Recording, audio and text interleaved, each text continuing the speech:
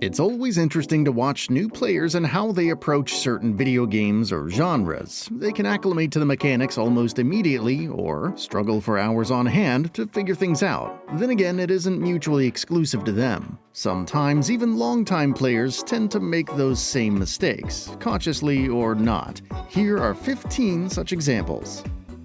Accidentally rolling off ledges.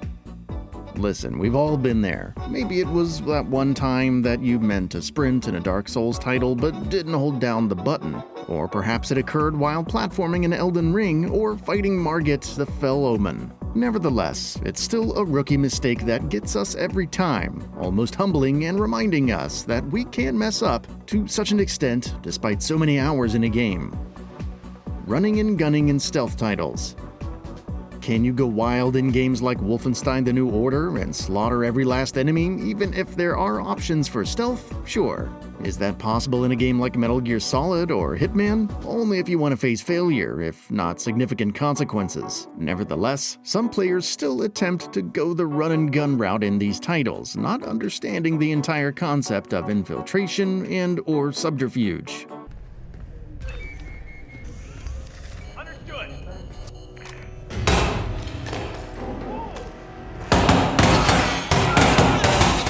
Taking down enemies and not hiding their bodies.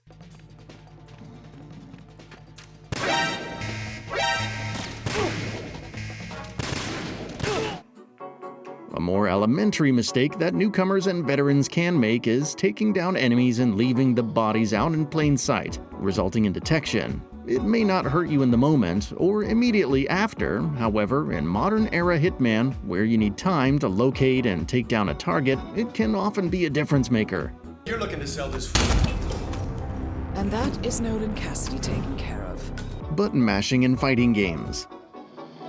There are two instincts when tackling a fighting game for the first time: learning the controls and mechanics, or wildly mashing buttons. Say what you will, but sometimes the latter can work out, because if you don't know what you're going to do, how can your opponent? Modern control options are a nice alternative, allowing one to learn the various mechanics and have some combos on standby. However, the allure of button mashing and watching magic unfold is hard to deny.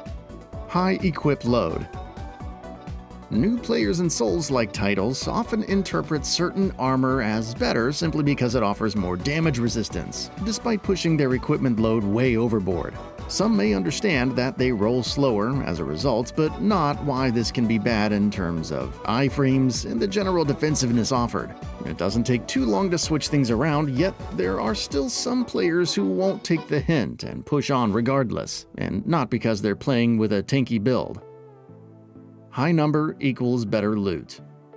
You may think it's bizarre, but in certain action RPG looters, some new players operate on the assumption that a higher number equals something better. No, not as part of the build they're playing, but anything, whether the stats, the set bonuses, perks that benefit them. See Path of Exile or Diablo 4 and just put it on. It sounds ludicrous, especially as you enter the late game and early end game, but alas, the higher number remains alluring for some without fundamentally understanding builds.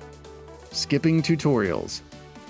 Once again, we've all been guilty of this and missed out on important mechanics in the process. A similar thing can happen by skipping out on key story moments, which seem like meaningless hours of conversations, and having no idea what's going on later on.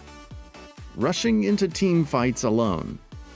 There's nothing quite like playing a hero, whether Overwatch 2 or League of Legends, and rushing into a team fight to die immediately. No waiting for your team while everyone is respawning, no coordination, just running it down mid. Why wait for your team to arrive and provide support when you can just run and get decimated by the opposition on an objective, then blame them afterwards?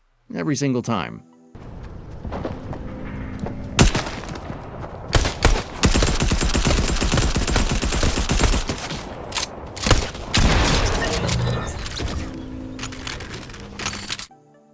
Using karmic dice in Baldur's Gate 3. Baldur's Gate 3 is an excellent experience in every CRPG department and offers multiple options to tweak your experience. One of those is karmic dice, which helps skew the odds in your favor and prevents several bad dice rolls in a row. It also applies to combat, and while it seems great when all of your attacks are rolling high and hitting, the enemy gets the same benefit. Battles can thus become more treacherous, especially on higher difficulties. Call it a lack of information or a mistake, but it can get embarrassing all the same. Jumping around in competitive shooters. In some first-person shooters, it's usually not the best idea to jump around. Take Overwatch 2, for example. You don't gain any speed while jumping, plus the landing path can be predictable, making you an easier target. Exceptions exist, especially if you're trying to reach high ground or buying time mid-deflect to dash away, but fighting against that instinct is important. Picking up every single item.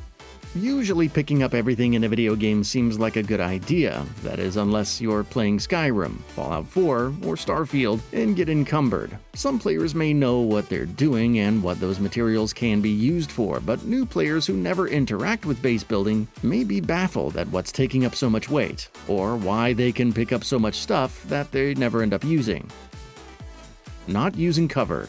Whether you're playing Rainbow Six Siege or Halo Infinite multiplayer or engaging in higher difficulty content in Destiny 2, taking advantage of your environment is essential. Use cover, check corners, and maybe sneak a bit to throw off your opponent instead of running headlong into danger at every turn. Yes, sheer mindlessness can be entertaining, but it can also result in your demise. Not studying the map. When jumping into a multiplayer map for the first time, it makes sense to be unaware of its finer intricacies. However, within that match itself, you should know where the enemies will keep spawning on, key spots to hang around, the locations of health packs and whatnot to stand a chance. You may not remember everything, but it's instinct to gain an advantage. Alternatively, some players will ignore that and wonder where to go or why they're dying near the enemy's spawn. Not changing your stance against enemies. Have you ever approached an enemy in Ghost of Tsushima and just not changed your stance to counter them? No, we're not talking about when you haven't learned the appropriate stance and relying on current options. We mean wailing on all enemies within the same stance, even if it would be twice as effective to switch. Strange as it sounds, it can happen until a new player learns how much better things can be when switching. Lacking patience against bosses.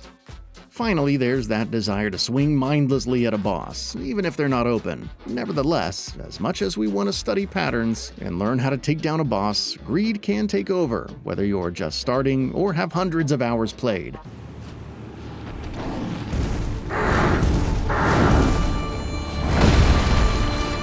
That's all for now. If you enjoy what you saw, please hit the like button.